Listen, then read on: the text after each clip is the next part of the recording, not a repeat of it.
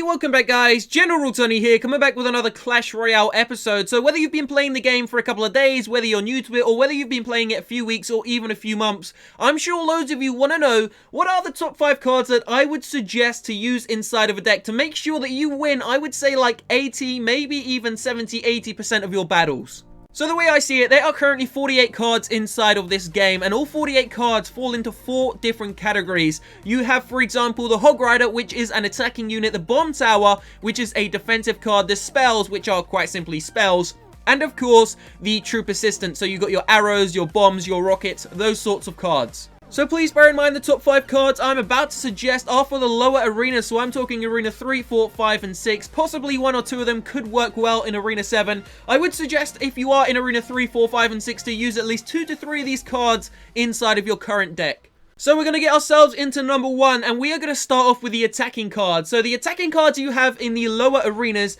typically are the Giant, the Balloon, and of course the Hog Rider. Those are the main 3 that you will see inside of the lower arenas. Now you have to make a choice. Which one of these? You shouldn't really use 2, or if you do use 2, you have to be very careful when you deploy them at the same time.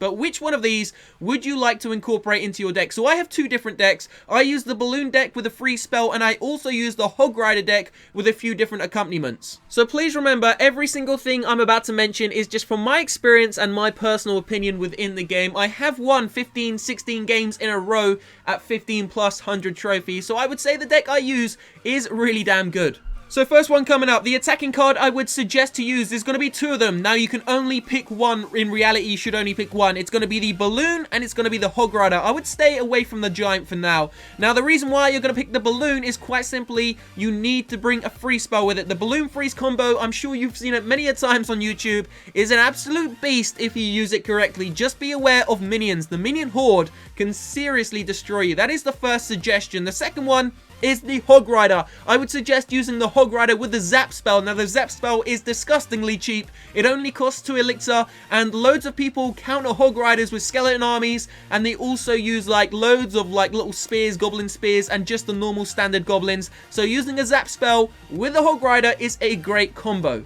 So of course that's going to take us onto the spell. So the second type of card I would suggest to incorporate into your deck. Now there's a choice once again. Inside of the lower arenas though, you may see that you don't have options of every single spell. So I would say to go with the Zap spell if you're using the Hog Rider. It's also very cheap as I've stated. And if you are using the Balloon, I would go ahead and use the free spell. Now, if you're using the Giant, the Zap spell tends to work better with the Giant, but I would suggest, as I said, to kind of stay away from the Giant just for now. So let's go on to the defense cards. Now, obviously, there are a variety of defense cards available at the lower arenas, Arena 3, 4, 5, and 6, but loads of the defense cards have been nerfed. So the Cannon was nerfed, the Tesla was also nerfed. Now, in my opinion, I've used every single one of the defense cards, including the Expo, which completely sucks, the Mortar, which I literally hate, and I would say the best defense card by an absolute mile in the lower arenas only is the Bomb Tower. The Bomb Tower is an absolute beast. It can take out barbarians, skeletons, bloody goblins, just loads of different troops.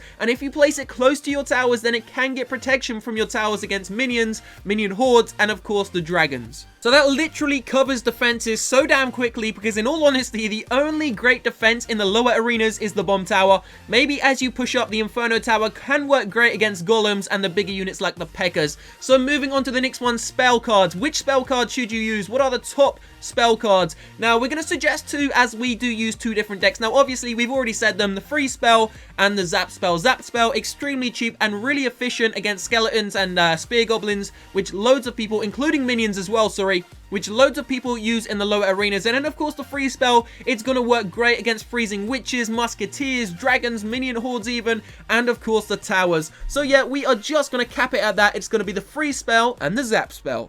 So moving on to the troop assistance category, you have the fireball, you have the arrows, and you have the rocket, really.